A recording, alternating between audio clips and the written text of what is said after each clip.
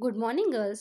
Today we will continue our lesson number 14 Air and Water. Girls आज हम अपना lesson number 14 continue कर रहे हैं. In my last video we talked about air. मैं अपना जो लास्ट वीडियो था उसमें मैंने आपको एयर के बारे में बातचीत की थी आपसे. We can not see the air but we felt it. जो एयर है हम उसको देख नहीं सकते लेकिन महसूस कर सकते हैं.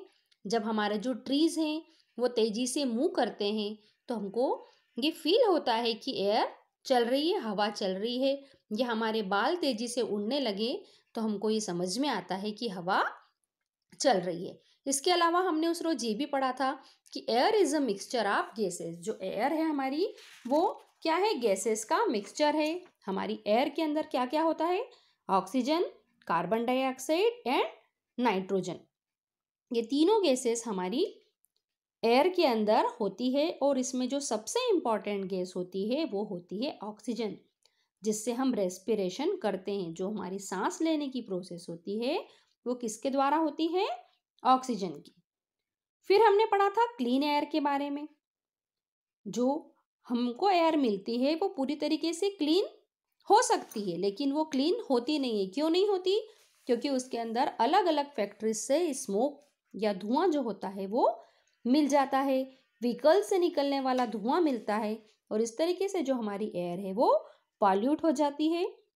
और जब हम इस तरीके की एयर में सांस लेते हैं, ब्रीथ लेते हैं, तो उससे कई तरह की हार्मफुल इफेक्ट्स भी हमें नजर आते हैं. Now today we will talk about states of water. आज हम किसके बारे में बात करेंगे? स्टेट्स ऑफ वाटर के बारे में. सबसे पहले तो मैं आपको पिक्चर दिखाती हूँ स्टेट्स ऑफ वाटर या स्टेट्स ऑफ मैटर का. जो हमारा वाटर होता है वो 3 फॉर्म में होता है: लिक्विड, सॉलिड और गैस. ठीक है. As a solid it is found as ice. जब वो सॉलिड फॉर्म में होता है तो कैसा नजर आता है हमको? बर्फ जैसा या आइस की तरह. As a liquid it is found as water. Liquid form में पानी की तरह होता है जिसको हम बॉटल में भरते हैं या ग्लास में भर के और पीते हैं. It is found as and as a gas it is found as water vapour. और जब इसको हम गैस के फॉर्म में हमको ये मिलता है तो ये कैसा होता है? वाटर वेपर के रूप में. Water can change its form from ice to water and from water to water vapour. जो वाटर है वो अपनी स्टेट को एक स्टेट से दूसरी स्टेट में चेंज कर सकता है. वो आइस से वाटर में और वाटर से फिर से आइस में या वाटर वेपर में चेंज हो सकता है. Open your refrigerator and take out the ice tray. आपको क्या करना है? अपने फ्रिज को खोलना है और उसमें से आइस ट्रे निकालनी है. You will find cubes of ice in the tray. आपको आइस ट्रे में क्या मिलेंगे? आइस क्यूब्स मिलेंगे. Ice is frozen water. Ice क्या होता है? जमा हुआ वाटर, जिसको हम बर्फ बोलते हैं. Now leave the ice out on the open for some time. You will find that it change back to water. अब आपको क्या करना है? जो आपने आइस ट्रे में से थोड़ा सा बर्फ बाहर निकाल के रख देना है कुछ समय के लिए. तो क्या होगा? आपका जो आइस है वो धीरे धीरे मेल्ट होके किस में बदल जाएगा? वाटर में. Then ask your mother to put this melted water in a pan and heat it on the gas burner. अब आप अपनी मम्मी से क्या बोलो कि ये जो वाटर में चेंज हो गया है हमारा आइस, इसको आप क्या करो? एक बर्तन में ले लो और गैस बर्नर पे रख दो. The water starts boiling and forms a cloud of steam. आपका जो वाटर है, पानी है, वो उबलने लगेगा और भाप में या स्टीम में चेंज हो जाएगा. This steam is water vapour. ये जो स्टीम है वो क्या है? वाटर वेपर है. Switch off the burner and place a cold steel lid on the pan. अब आपको बर्नर को बंद करना है और उसके ऊपर एक स्टील की प्लेट ढक देना है. After a while lift the lid and look at it. Drops of water would have formed on the lid. The steam has turned back to water on cooling. आपने उसके ऊपर जो स्टील की plate ढकी थी उसके ऊपर छोटे छोटे वाटर ड्रॉपलेट्स जम गए हैं. तो इस और ये बता रहे हैं हमको कि जो स्टीम है वो किस में कन्वर्ट हो गई है? वाटर में. अब हम पढ़ेंगे water for plants and animals. यहाँ तो अभी हमने बात करी थी स्टेट्स ऑफ वाटर की। अब हम पढ़ेंगे कि जो वाटर है वो प्लांट्स और एनिमल्स के लिए भी जरूरी होता है क्या। Just as we need water to live, so do plants and animals. जिस तरीके से हमको पानी की जरूरत होती है, ठीक उसी तरीके से प्लांट्स और एनिमल्स को भी पानी की आवश्यकता होती है। Animals not only need water for drinking but also for cleaning and cooling themselves. जो एनिमल्स होते हैं वो सिर्फ पानी पीते नहीं हैं, बल्कि अपने आप को क्लीन भी उसी से करते हैं और अपने आप को कूल भी रखते हैं। यहाँ पे कुछ वाटर एनिमल भी है, जो आपके सामने एक आपको वाटर एनिमल भी नजर आ रहा है जो हमेशा वाटर में ही रहता है। अब मैं आपको कुछ वाटर प्लांट भी दिखाती हूँ। ये क्या है? ये वाटर प्लांट है जिसको कि आप लोटस बोलते हो। तो इस तरीके से आपको वाटर जो है उसके बारे में, वाटर में कौन कौन से एनिमल्स होते हैं ये भी आपको पता है। अब हम पढ़ेंगे क्लीन वाटर। अभी तो हमने बात करी वाटर की, उसकी स्टेट्स की, फिर प्लांट्स और एनिमल्स के लिए वो किस तरीके से ज़रूरी होता है। अब हम बात करेंगे क्लीन वाटर की। तो जो हमारा वाटर है, जो रेन वाटर होता है, वो पूरी तरीके से प्योर होता है, लेकिन जब वो नीचे अर्थ पे आता है तो उसके अंदर जो इंडस्ट्रीज़ का वेस्ट वाटर होता है वो, और भी दूसरा जो पॉल्यूटेड वाटर होता है वो उससे मिल जाता है और हमारे वाटर को डर्टी बना देता है। When a river begins its journey, its water is clean.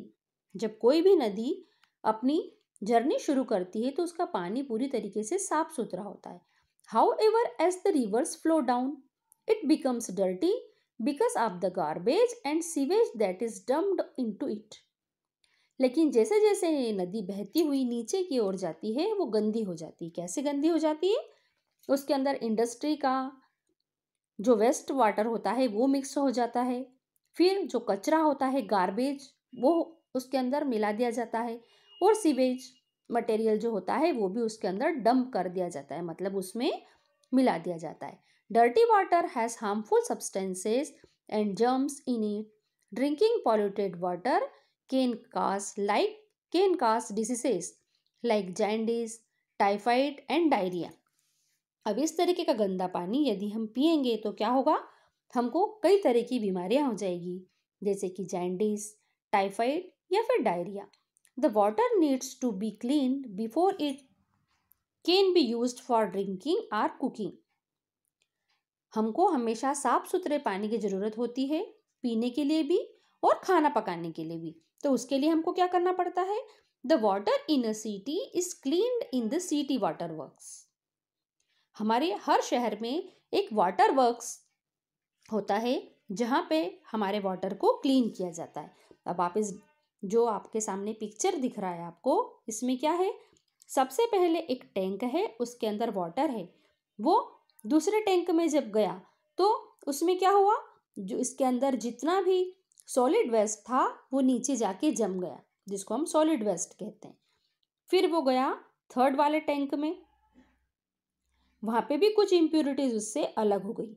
फिर जब वो फोर्थ वाले टैंक में गया तो उसमें क्या हुआ? अलग अलग उसकी लेयर बन गई। सबसे नीचे जो बड़े बड़े पार्टिकल्स थे वो जमे, फिर उससे थोड़े छोटे, फिर और उसके ऊपर जमी सैंड या रेत, और जो उसके ऊपर का वाटर है वो थोड़ा क्लीन हो गया है।